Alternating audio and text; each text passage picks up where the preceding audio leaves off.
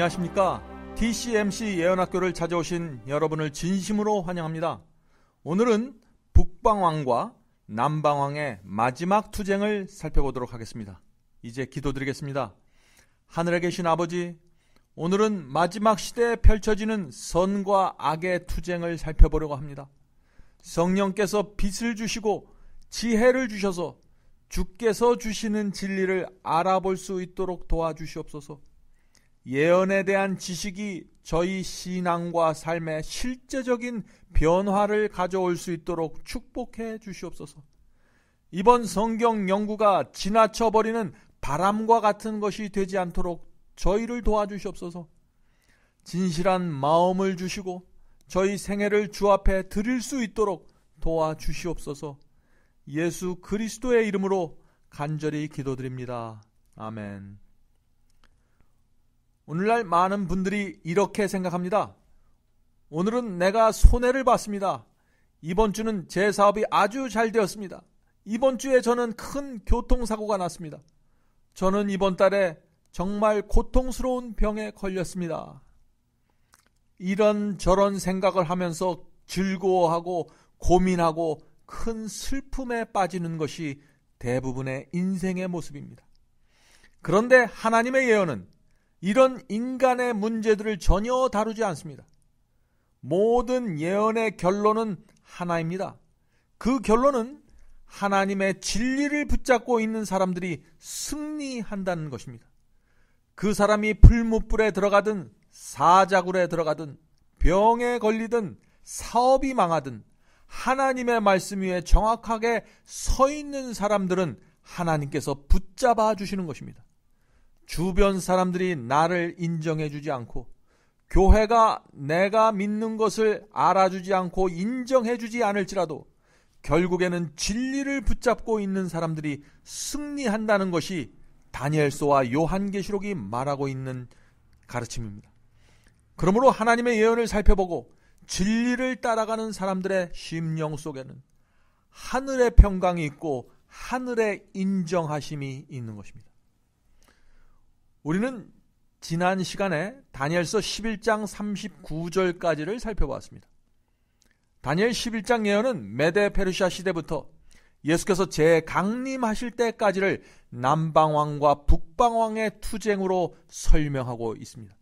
4차례에 걸쳐서 벌어지는 북방왕과 남방왕의 투쟁 속에서 적그리스도 세력이 언제 나타나서 무엇을 할 것인가를 보여주는 것이 다니엘 11장의 예언입니다. 지난 시간에 우리는 북방왕과 남방왕의 세 번째 투쟁까지 살펴보았습니다. 세 번째 북방왕은 교황 로마였습니다. 또 세 번째 남방왕은 프랑스 혁명 세력이었습니다. 이제 우리는 네 번째 북방왕과 남방왕이 누구인지를 찾아야 하는 것입니다. 자, 어떻게 찾을 수 있을까요? 한 가지 분명한 사실은 역대 모든 남방왕들에게 공통적인 특징이 있다는 것입니다. 그것이 무엇일까요? 모든 남방왕은 무신론 세력이었다는 것입니다. 자, 이것은 네 번째 남방왕이 누구인지를 찾아내는 데 있어서 중요한 포인트가 됩니다. 첫 번째 남방왕은 애굽이었습니다. 두 번째 남방왕도 애굽이었는데 이 애굽은 성경에서 대표적인 무신론 세력으로 나타납니다. 애굽왕 바로는 이스라엘의 하나님을 인정하지 않고 하나님을 대적했던 대표적인 인물입니다. 그래서 요한계시록에서도 애굽은 무신론 세력으로 상징되고 있습니다. 계시록 11장 8절입니다. 저희 시체가 큰 성길에 있으리니 그 성은 영적으로 하면 소돔이라고도 하고 애굽이라고도 하니 곧 저희 주께서 십자가에 못 박히신 곳이니라.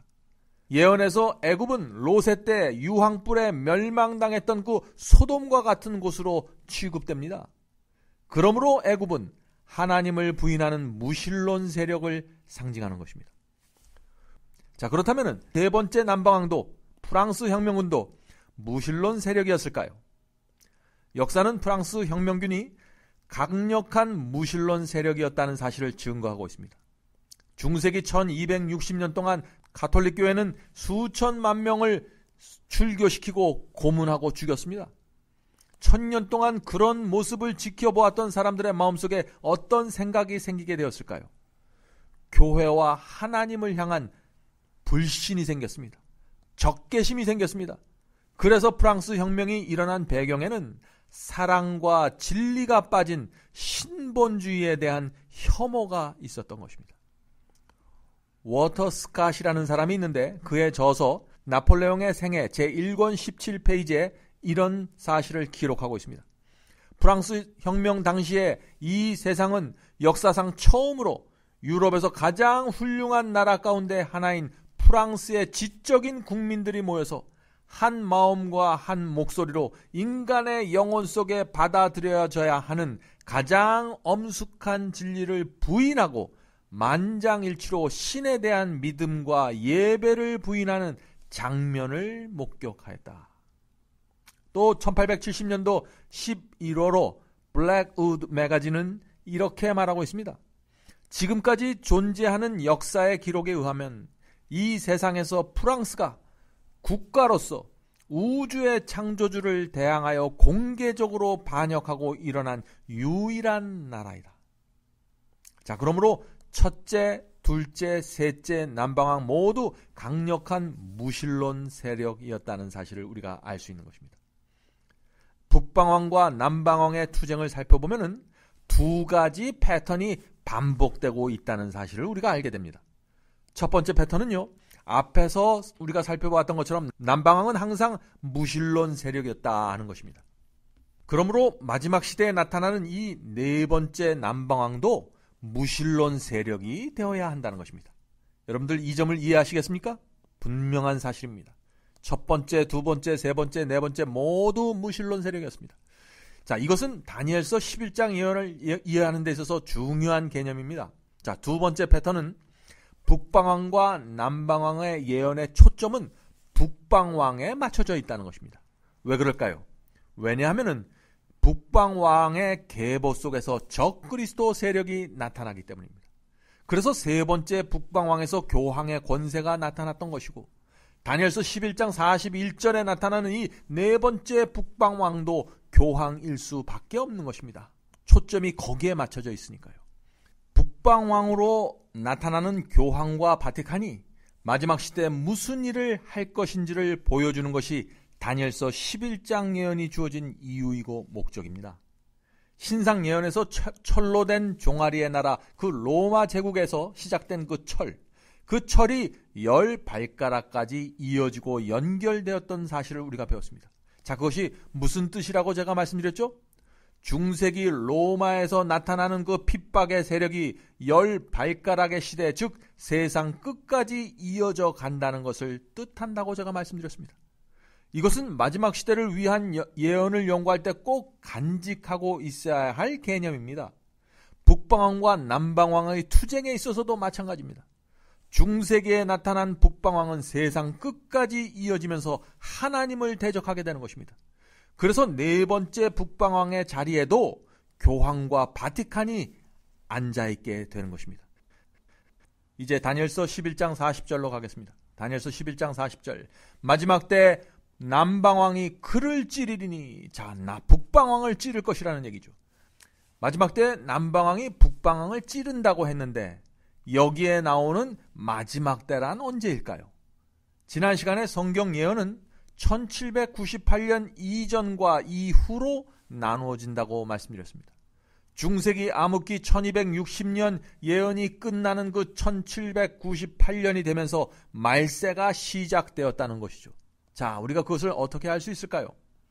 중세기 종교 암흑시대 동안 성도들의 길고 긴 환란이 1798년에 끝나자 마지막 때가 시작되었음을 알려주는 하늘의 징조, 아주 분명한 재림의 징조가 나타났던 것입니다. 예수께서는 중세기 환란이 지나면은 바로 재림의 징조가 나타나게 될 것이라고 알려주셨습니다. 여러분 그 말씀을 아십니까? 자, 마태복음 24장 29절부터 34절입니다. 그날 환란 후에 즉시 해가 어두워지며, 자, 여기 환란 후에라고 했는데 어떤 환란 후를 말하는 것일까요? 이것은 중세기 종교 암흑시대의 환란 후라는 말입니다. 계속 읽겠습니다. 달이 빛을 내지 아니하며 별들이 하늘에서 떨어지며 하늘의 권능들이 흔들리리라. 중세기 성도들이 핍박당한 그 1260년간의 긴 환란이 끝나면 해가 어두워지고 달이 빛을 내지 않고 별들이 떨어지는 놀라운 징조가 나타날 것이라는 예수님의 말씀입니다.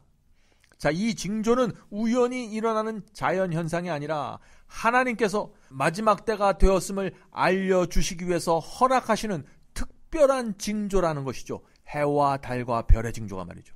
계속해서 읽겠습니다. 무화과 나무에 비유를 배우라. 그 가지가 연하여지고 잎사귀를 내면 여름이 가까운 줄 아나니 이와 같이 너희도 이 모든 일을 보거든. 자, 무슨 말인가요? 1260년 종교 암흑기의 끝에 나타나는 해와 달과 별의 징조를 보거든 이란 말이죠. 인자가 가까이 곧 문 앞에 이른 줄을 알라. 자, 놀라운 사실은 요한계시록에도 이런 말씀이 나온다는 것입니다. 마지막 때가 되면 확실한 징조가 나타날 것이라고 예언하고 있는 것입니다. 계시록 6장 12절과 13절입니다. 내가 보니 여섯째 인을 떼실 때 큰 지진이 나며, 계시록에서는 큰 지진이 먼저 나옵니다. 그리고 이어서 예수께서 말씀하신 그 해와 달과 별의 징조들이 이어집니다. 자, 큰 지진이 나며 해가 총담같이 검어지고 온 달이 피같이 되며 하늘의 별들이 무화과 나무가 대풍에 흔들려 선과실이 떨어지는 것 같이 땅에 떨어지며. 얼마나 놀라운 예언입니까? 징조의 순서가 큰 지진, 해, 달, 별의 순서로 나타난다는 것입니다.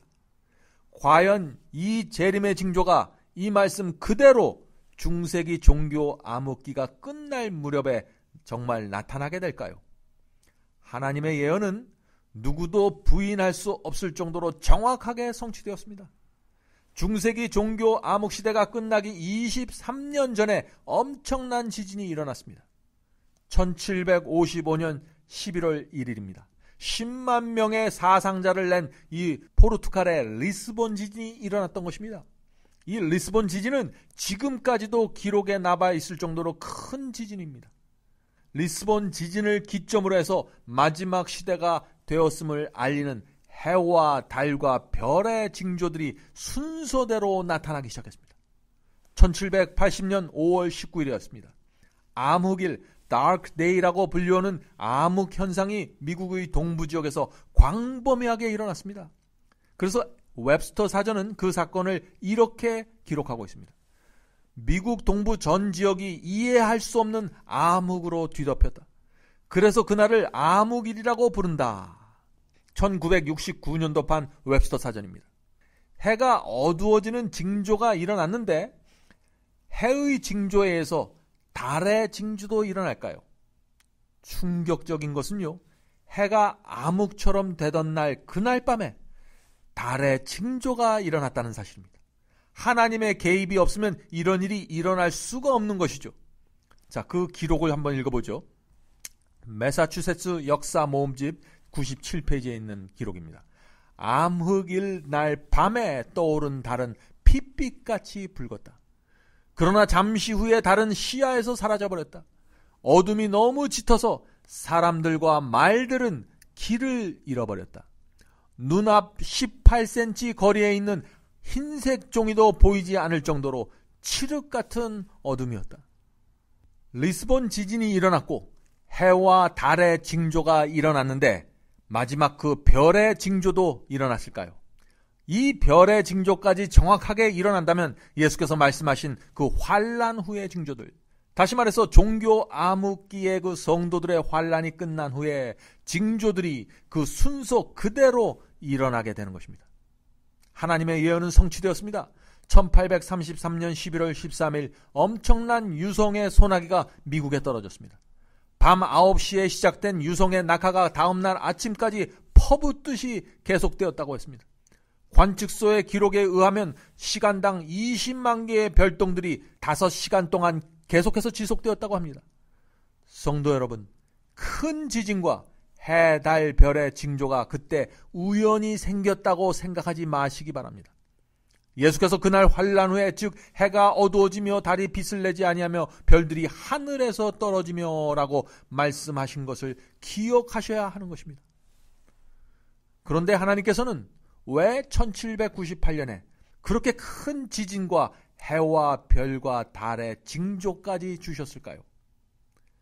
당신의 백성들에게 이제 준비하라고 호소하시는 것입니다. 이제 예수께서 오실 테니까 준비하라고 말씀해 주시는 것입니다.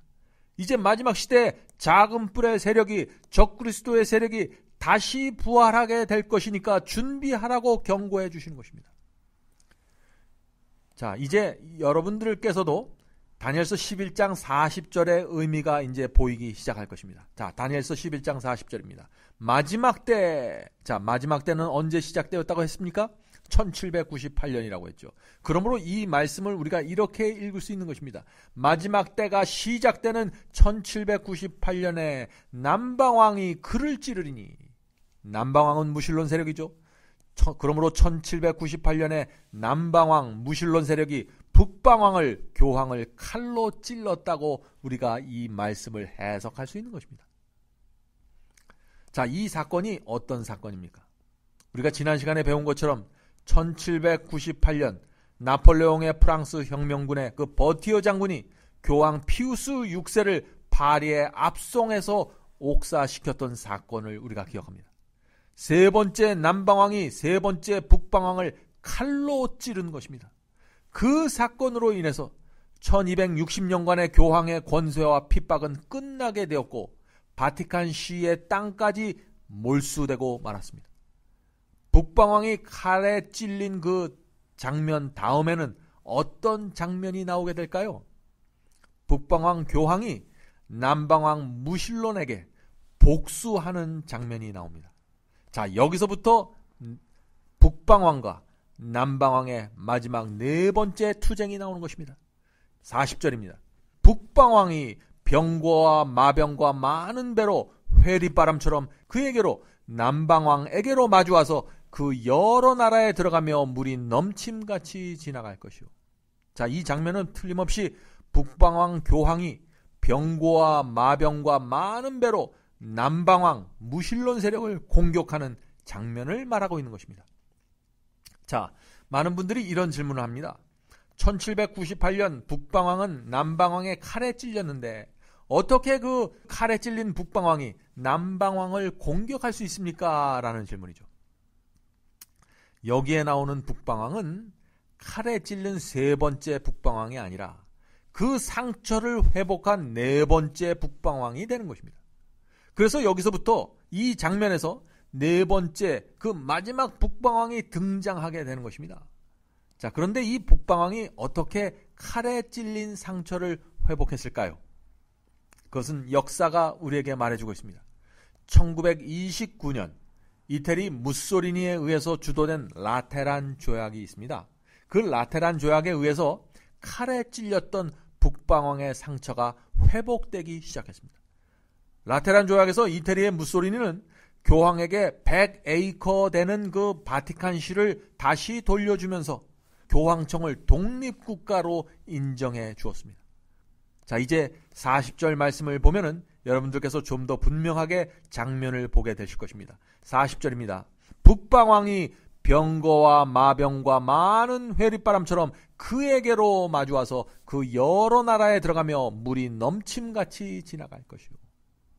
상처가 회복된 네 번째 북방왕이 병과 마병으로 지금 남방왕을 공격하는, 남방왕에게 복수하는 장면입니다. 자, 그런데 이 마지막 네 번째 북방왕이 공격하는, 복수하는 남방왕은 누구일까요? 자, 여기 나오는 남방왕은 프랑스 혁명군이 아닙니다. 왜냐하면 라테란 조약에서 교황청의 상처가 회복되었을 때는 이미 프랑스 혁명군은 역사 속에서 사라졌을 때입니다. 지금 이 장면은 네 번째 투쟁을 우리가 보고 있는 것입니다. 네 번째 북방왕에게 공격을 받고 있는 남방왕. 그는 누구일까요? 남방왕의 특징은 무신론 세력이라고 했는데 네 번째로 나타난 이 무신론 세력은 누구일까요? 1798년 이후 지금까지 나타났던 무신론 세력 중에서 가장 강력한 무신론 세력이 누구인지를 찾아보면 되는 것입니다. 그것은 한 세력밖에 없습니다. 유물론을 기반으로 해서 일어난 공산주의가 바로 마지막 네 번째 남방왕이 되는 것입니다. 공산주의 외에 남방왕이라고 불릴 만한 그런 무신론 세력이 없었습니다. 나폴레옹 프랑스 혁명군에 의해서 뿌려졌던 무신론의 씨앗은 100여 년의 세월이 지나가면서 공산주의라는 사상으로 성장하게 되었습니다. 그리고 그것은 1917년 러시아의 볼셰비키 혁명을 기점으로 해서 전 세계에 불길처럼 퍼져나갔습니다. 그러므로 세상 끝에 나타나는 북방왕과 남방왕의 네 번째 투쟁은 교황과 공산주의의 투쟁이 되는 것입니다. 자, 이제 40절로 다시 가겠습니다. 40절. 북방왕이 네 번째 북방왕입니다. 상처가 회복된 북방왕입니다. 북방왕이 병거와 마병과 많은 배로 회오리바람처럼 그에게로 가서 자, 네 번째 남방왕에로 가는 것입니다. 공산주의에게로 가는 것입니다. 마주와서 그 여러 나라에 들어가며 물이 넘침같이 지나갈 것이요. 북방왕이 병과 마병과 많은 배로 회오리바람처럼 공산주의를 무너뜨릴 것이라고 했습니다. 자, 성경에서 병과 마병은 군사력을 상징하는 표현입니다. 또 배는 무역과 장사 또는 경제를 상징하는 단어입니다.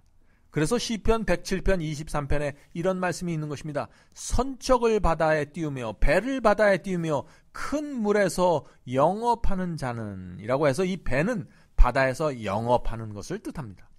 자, 그래서 성경에서 배는 부와 경제력을 뜻하는 단어입니다. 1989년 북방왕 교황이 남방왕 공산주의를 공격하는 역사적인 사건이 일어났습니다. 실제로 일어났습니다. 1989년 12월 25일자 뉴스위크에 구소련의 붕괴에 대한 놀라운 특집 기사를 실었는데 그 기사 제목이 회오리바람의 시대였습니다. 뉴스위크지는 다니엘서 11장 40절에 나오는 표현 회오리바람이라는 그 표현을 그대로 사용하면서 공산주의가 어떻게 몰락되었는가를 설명하고 있었습니다.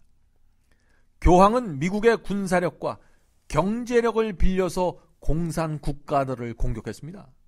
미국의 병거와 미국의 배를 이용해서 공격한 것입니다. 중세기의 교황이 당시 최고의 강대국인 로마 제국과 손을 잡고 온 유럽을 장악하고 권세를 누렸던 것처럼 마지막 북방왕도 이 시대 최고의 강대국인 미국과 손을 잡고 공산 국가들을 공격했던 것입니다. 성도 여러분, 기억하시기 바랍니다. 교황청은 군사력이 없기 때문에 항상 당대의 최고 국가와 손을 잡고 공격을 하고 핍박을 하는 세력으로 변하게 되는 것입니다. 그것이 북방왕이 세계를 지배하게 될 때마다 나타나는 똑같은 전략입니다. 타임즈 1992년 2월호에는 Holy Alliance, 거룩한 동맹이라는 제목으로 미국과 교황의 동맹이 공산주의를 어떻게 무너뜨렸는가를 특집으로 다루었습니다.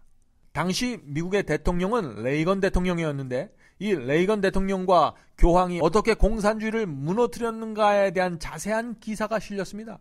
그 기사에서는 미국 대통령과 교황의 동맹은 역사상 가장 비밀스러운 동맹이었다고 했습니다. 또 1989년 12월 라이프지에서는요, 동유럽 여러 공산 국가에게 돌진해온 자유는 교황의 승리였다라고 말했습니다. 미국과 교황의 동맹으로 구소련이 무너지면서 크고 작은 많은 연방들이 자유국가로 독립하게 되었습니다. 베를린 장벽이 무너지면서 동독, 폴란드 같은 동유럽 공산국가들이 모두 자유국가가 되었습니다. 저와 여러분은 20여 년 전에 공산국가들이 무너지는 모습을 지켜보았던 세대입니다. 소련과 동유럽이 무너지기 몇 개월 전만 해도 그렇게 허무하게 무너질 것이라고 생각하는 사람들은 아무도 없었습니다. 그러나 하나님께서 정하신 시간이 되자 다니엘서 11장 40절 예언이 그대로 이루어졌는데 회오리 바람처럼 물이 넘치는 것처럼 신속하면서도 압도적으로 공산 국가들을 무너뜨렸던 것입니다. 그 당시 북방왕 교황이 미국의 레이건 대통령과 동맹하게 된 배경은 이렇습니다. 1981년 두 번의 저격 사건이 있었는데 첫 번째는 미국의 레이건 대통령이 저격을 당했습니다. 그로부터 6주 후에 교황이 또다시 저격을 당했습니다. 물론 그 두 번의 저격 모두 미수에 그치고 말았지만 나중에 두 사람은 한 회담에서 만나 두 사람이 공동으로 추진해야 할 목표를 세우면서 이렇게 말했습니다. 우리가 살아남은 것은 서로 연합하라고 주신 신의 섭리입니다 라고 말했습니다. 레이건 대통령은요, 소련이 성경이 말하는 적그리스도라고 믿었던 사람들입니다. 그 당시에는 그렇게 믿는 그리스도인들이 많이 있었습니다. 레이건 대통령은 소련을 무너뜨림으로써 세계 평화의 위대한 기념비를 세우고자 하는 야망을 갖고 있었던 사람입니다. 또 교황 역시 지상 최대의 무신론 세력인 소련을 경멸시키는 것이야말로 하나님의 뜻이라고 믿었습니다. 자, 이렇게 해서 세계 최고의 정치 지도자와 온 세상을 이끄는 정신적 지도자가 공산주의의 몰락을 목적으로 연합하게 되었던 것입니다. 레이건 대통령은 자신의 선거 공약대로 군사력을 강력하게 증강시켰습니다. 그는 엄청난 자금이 들어가는 그 SDI라는 우주 방어 계획을 추진시켰습니다. 미국으로 날아오는 모든 미사일을 무력화시키는 방어 시스템입니다. 이 막대한 자금이 들어가는 군비 경쟁을 통해서 소련을 경제적으로 무너뜨리겠다는 전략을 세웠던 것입니다. 그 당시 소련은 오랜 사회주의와 경제개혁의 실패로 인해서 거의 경제공황과 같은 상황이었습니다. 미국은 그 점을 노리고 엄청난 규모의 군비 경쟁을 촉발시켰던 것입니다. 그래서 리더스 다이제스트지 1990년 3월호에 이런 기사가 실렸습니다. 미국을 비롯한 서유럽의 군사적인 압력이 소련의 힘을 잃어버리게 만든 근본 원인이 되었다. 하나님의 예언은 성취되었습니다. 북방왕이 병거와 마병과 많은 배로, 병거와 마병은 군사력입니다. 많은 배는 경제력이죠. 회오리 바람처럼 그에게로 마주와서 라고 했는데 그 말씀 그대로 성취되었던 것입니다. 북방왕 교황이 미국의 군사력과 경제력을 이용해서 마지막 남방왕을 무너뜨렸던 것입니다. 사랑하는 성도 여러분, 중세기 최고의 강대국이었던 로마 제국과 손을 잡고 세 번째 북방왕의 자리에 올랐던 교황은 마지막 시대에도 당대 최고의 강대국인 미국과 손을 잡고 남방왕 무신론을 무너뜨린 것입니다. 놀라운 사실은 요한계시록은 북방왕 교황이 마지막 시대에도 동일한 전략으로 짐승의 표 환란을 일으킬 것이라고 경고하고 있는 것입니다. 우리는 그 예언을 이번 예언학교에서 분명하게 살펴볼 것입니다. 북방왕은 마지막 남방왕 공산주의를 무너뜨린 다음 무엇을 하게 될까요? 다니엘서 11장 41절부터 44절은 교황의 계획과 움직임을 정확하게 보여주고 있습니다. 41절부터 44절에는 교황과 바티칸이 핍박의 세력이 될 때까지의 행보가 나타나 있는 것입니다. 그리고 45절에는 북방왕이 다시 핍박의 세력으로 올라오지만 결국 멸망당하게 되는 장면이 나옵니다. 자, 41절부터는 여러분과 제 앞에서 이루어지고 있는 예언이 전개됩니다. 다니엘서 11장 41절입니다. 그가 또 영화로운 땅에 들어갈 것이요, 북방왕이 또 영화로운 땅에 들어갈 것이요, 많은 나라를 패망케 할 것이나 오직 에돔과 모압과 암몬 자손의 존귀한 자들은 그 손에서 벗어나리라. 자, 한 말씀씩 살펴보겠습니다. 그가, 여기서 그가는 네 번째 북방왕이죠. 공산주의를 몰락시킨 북방왕입니다. 또 영화로운 땅에 들어갈 것이요, 많은 나라를 패망케 할 것이나. 자, 마지막 시대 북방왕 교황은 영화로운 땅에 들어갈 것이라고 했습니다. 자, 그런데 이 영화로운 땅은 어디일까요? 구약시대의 영화로운 땅은 예루살렘과 하나님의 백성 유대민족이었습니다. 그러나 오늘날에는 예루살렘 성전이 없습니다. 오래전에 파괴당했습니다. 물론 지금도 유대인들이 중동 지방에 살지만 그들은 아직도 메시아를 거절하고 있는 사람들입니다. 오늘날 어떤 분들은 아직도 중동 지방에 있는 유대인들이 하나님의 백성, 영화로운 땅이라고 믿고 있습니다. 그래서 어떤 분들은 하나님께서 택하신 그 이스라엘로 이민 가야 한다고 주장하기도 합니다. 성도 여러분, 다니엘서 9장에서 배웠던 것처럼 유대 민족에게 주어진 70주일의 은혜 기간은 오래전에 끝났습니다. 그러므로 중동 지방에 있는 이스라엘은 더 이상 영화로운 땅이 될 수 없는 것입니다. 우리가 성경 말씀 속에서 이 시대의 하나님의 백성, 영화로운 땅이 누구인지 찾아보아야 하는 것입니다. 자, 마태복음 21장 43절에 예수께서 직접 말씀하신 내용입니다. 그러므로 내가 너희에게 이르노니 하나님의 나라를 너희는 빼앗기고 유대민족 너희는 빼앗기고 그 나라에 열매 맺는 백성이 받으리라. 영화로운 땅은 성령의 열매를 맺는 백성입니다. 영화로운 땅은 진리의 열매를 가진 백성이라는 뜻입니다. 갈라디아서 3장 28절 29절입니다. 너희는 유대인이나 헬라인이나 종이나 자주나 남자나 여자나 할 것 없이 다 그리스도 예수 안에 하나이니라. 유대인뿐만 아니라 모든 사람들이 그리스도 예수 안에서 하나이라는 사실입니다. 너희가 그리스도께 속한 자면 곧 아브라함의 자손이요 약속대로 유업을 이을 자니라. 영화로운 땅은 유대인이 아니라 그리스도 예수 안에 거듭난 중생의 경험을 한 성도들이라는 것입니다.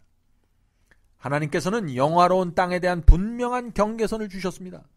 누구든지 하나님의 말씀과 계명에 순종하지 않는 사람들은 끊어질 것이라고 말씀했습니다. 열왕기상 9장에 그 말씀이 있죠. 열왕기상 9장 6절 7절입니다. 만일 너희나 너희 자손이 아주 돌이켜 나를 쫓지 아니하면 내가 너희 앞에 둔 나의 계명과 법도를 지키지 아니하고 가서 다른 신을 섬겨 그것을 숭배하면 내가 이스라엘을 나의 준 땅에서 끊어버릴 것이요. 얼마나 분명한 말씀입니까? 순종의 열매가 없는 백성은 영화로운 땅에서 끊어져 나가게 된다는 것입니다. 계속해서 읽겠습니다.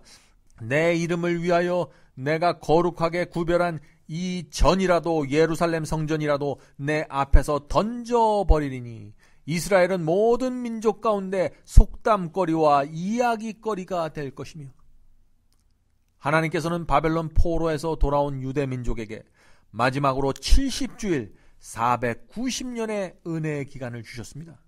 그러나 그들은 끝까지 메시아와 복음을 거절했습니다. 그래서 결국 그들은 과거의 속담거리가 되고 이야기거리가 되고 말았던 것입니다. 어떤 분들은 이런 질문을 합니다.